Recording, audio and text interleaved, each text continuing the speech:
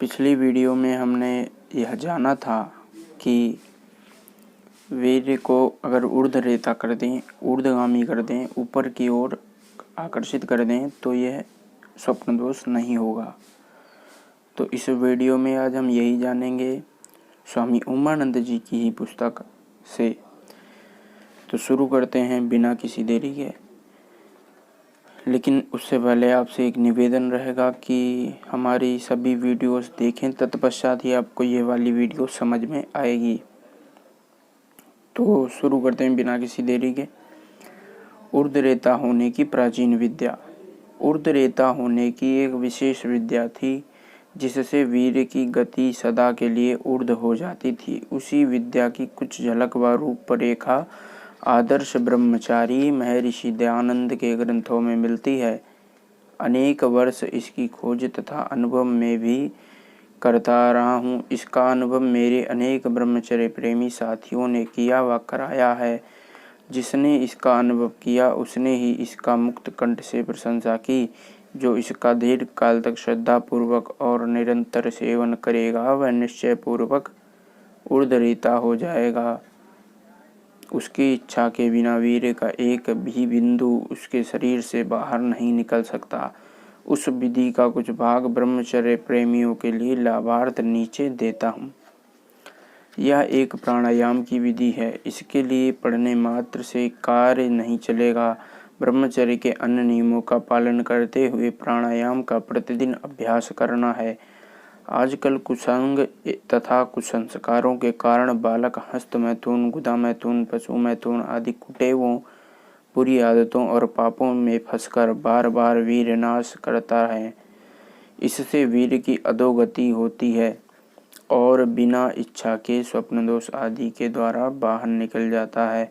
ऐसे बालक सत्संग के बिना के भी स्वप्न दोष के आदि के द्वारा बाहर निकलता रहता है। ऐसे बालक सत्संग व स्वाध्याय से हस्त मैथुन आदि कुटेवों को छोड़ देते हैं और वीर्य रक्षा के यत्न करते हैं, किंतु उनकी इच्छा के विरुद्ध स्वप्न दोष आदि के द्वारा वीर्य निकलता रहता है तो बड़े दुख की बात रहती है। ऐसे ही गृहस्थ के नाम पर घरेलू व्यभिचार करने वाले नामधारी गृहस्थियों की दुर्दशा होती है। यहाँ तक कि कितने ही युवक जो हस्त मैथुन आदि अप्राकृतिक मैथुनों को और स्वप्न दोष आदि रोगों से नपुंसक बन जाते हैं। जब एक बालक व युवक बार बार कुचेष्टाएं व व्यभिचार से वीर्य नष्ट करता है तो उसके शरीर में कई बार उत्तेजना होने से एक भयानक धक्का शरीर को लगता है। कामाग्नि से सारा शरीर जलने लगता है। शरीर के अंदर जमा और रमा हुआ वीर्य पिघलने लगता है। जैसे शीत में जमा हुआ घृत अग्नि पर रखने से पिघलकर पतला हो जाता है और पात्र बर्तन में छेद होने से बाहर निकल जाता है। इसी प्रकार छोटे छोटे बालकों में भी छोटी सी आयु में कामाग्नि जल उठती है और उनका वीर्य पतला होकर नीचे बहने लगता है और नाभि के नीचे मलाशय मूत्राशय के समीप जो वीर्य का कोष खजाना है उसमें ठहरने लगता है और वीर्य से वीर्य कोष भर जाता है। यह वीर्य फिर लौटकर शरीर में ऊपर को नहीं जाता और स्वप्न दोष आदि के द्वारा बाहर निकल जाता है। इसी प्रकार वीर्य का कोष बार बार भरता और खाली होता रहता है। वह वीर्य जो शरीर का राजा है, जिसे शरीर का अंग बनना था, जो 25 वर्ष की आयु से कभी वह आयु भर जीवन से बाहर ना निकल सकता था तथा जो ऊर्ध्वगति होकर शरीर और मस्तिष्क की शक्ति का रूप धारण करता, आज इच्छा के विरुद्ध शरीर का सार अमृत रूपी वीर्य मूत्र के समान टपक टपक कर निकल रहा है। ऐसी अवस्था में बालक और युवक धाड़ मारकर रोते और चिल्लाते हैं। उनके आंसू पोंछने के लिए यह ऊर्ध्वरेता होने का गुप्त रहस्य कर्तव्य भावना से लिख रहा हूँ। इसमें शुक्राशय में पड़ा हुआ वीर्य फिर ऊपर को जाने लगेगा जैसे कि दीपक का तेल जाता है।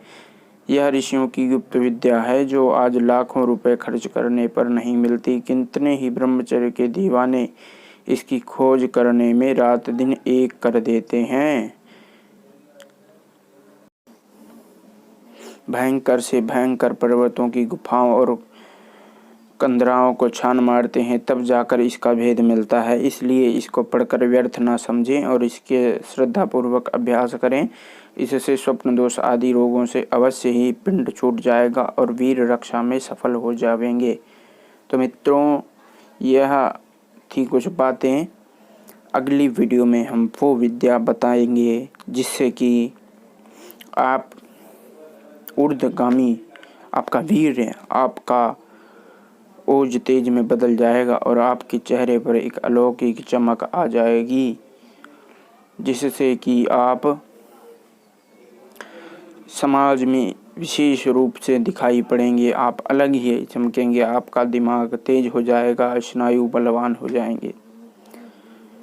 तो तब तक इस वीडियो को अधिक से अधिक शेयर करें व चैनल को सब्सक्राइब कर दें और वीडियो लाइक कर दें। नमस्ते जी।